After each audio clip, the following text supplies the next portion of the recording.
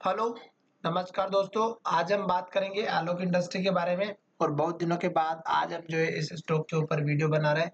तो ये वीडियो आपकी एजुकेशन के लिए, किसी भी वीडियो में हम आपको बाय सेल करने के लिए कोई एडवाइस नहीं करते। फिर भी अगर आप ट्रेड करते हैं तो अपने फाइनेंशियल एडवाइजर से जरूर कंसल्ट करें।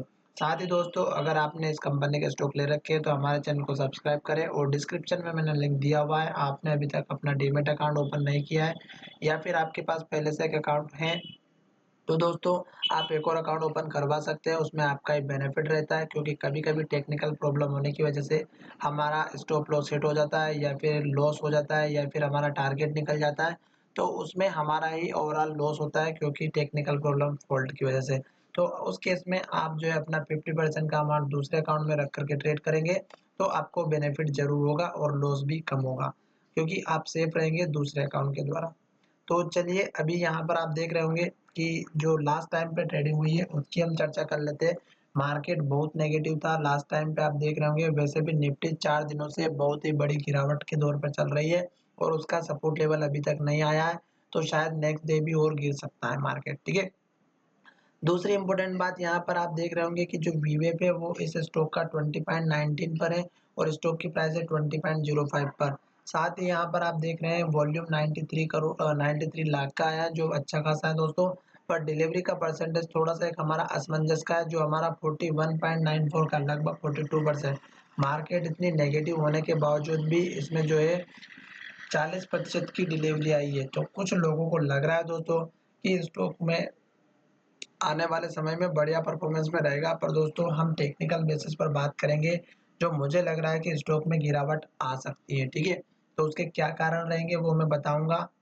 साथ ही दोस्तों, स्टॉक किस तरह से वर्क कर रहा है ये भी हम चर्चा करेंगे। यहाँ पर अगर आप देखेंगे तो स्टॉक ने पिछला जो हमारा हाई बनाया था वो हमारा था लगभग 60 रुपए के आसपास का, ठीक है, 58 का। और स्टॉक ने अपर सर्किट के साथ में ये अचीव किया था। उसके बाद स्टॉक ने यहाँ पर लो बनाया था, फिर स्टॉक ने यहाँ पर लो बनाया था। तो ये लो बनाने के बाद दोस्तों स्टॉक ने यहाँ पर एक हाई बनाया था और स्टॉक इसी हाई को ब्रेक नहीं कर पाया। और ये जो हाई बना था ये हमारा पिछला लो के पास में बना था, जो आपको दिख रहा होगा, ठीक है, चार्ट के माध्यम से। पर आप अब देखिएगा, थोड़ा सा मैं आपको समझाना चाहता हूँ। पहला तो स्टॉक इस रेंज को ब्रेक नहीं कर पा रहा ऊपर की। दूसरी बात, यहाँ पर जब भी जाता है तो इन्वर्टेड हैमर या रेड कैंडल बना देता है, जो स्टॉक को नेक्स्ट ट्रेडिंग सेशन में ऊपर नहीं जाने देता, वहां से गिरा करके फिर नीचे लेकर के आ जाता है। और दूसरी इंपॉर्टेंट बात, यहाँ पर हमारा 100 डेज 200 डेज का मूविंग एवरेज, ये दोनों भी ऊपर नहीं जाने दे रहे स्टॉक को। और यहाँ पर 50 डेज का जो मूविंग एवरेज था वो भी वीक हो चुका और यहाँ पर स्टॉक की प्राइस इसके नीचे आ चुकी। अब यहाँ पर आप देखिएगा, हर एक दिन से स्टॉक में जो कैंडल बन रही थी वो बहुत ही बड़ी रेड कैंडल बन रही थी। और दोस्तों धीरे धीरे करके ये रेड कैंडल हो गई छोटी। और लास्ट टाइम पे अगर आप देखेंगे तो ये इसने कैंडल जो बनाई वो हमारी बनाई इन्वर्टेड हैमर यहाँ पर। तो आपको ध्यान में ये रखना है कि अगर स्टॉक इस लो को तोड़ता है, क्योंकि लगातार लो बन रहा है, रेड कैंडल बन रही है, तो ये लो तो टूटना बाकी है, क्योंकि यहाँ पर ये सपोर्ट है हमारा 19.90 का और दूसरा लेवल है हमारा यहाँ पर इस कैंडल का लो 18.65 का। तो ये दो लेवल रहेंगे अगर स्टॉक नेक्स्ट ट्रेडिंग सेशन में अगर नीचे गैप डाउन भी ओपनिंग होती है तो। क्योंकि यहाँ पर जो कैंडल बन रही है बड़ी थी, फिर छोटी, फिर छोटी, फिर छोटी, फिर छोटी और छोटी। तो बनते बनते स्टॉक में लास्ट ट्रेडिंग सेशन में ओपनिंग बहुत ही अच्छी किया, स्टॉक ऊपर भी गया, पर फिर सेलर हावी हो गए और स्टॉक को वहीं पर लेकर के आ गए जहां पर खड़ा था।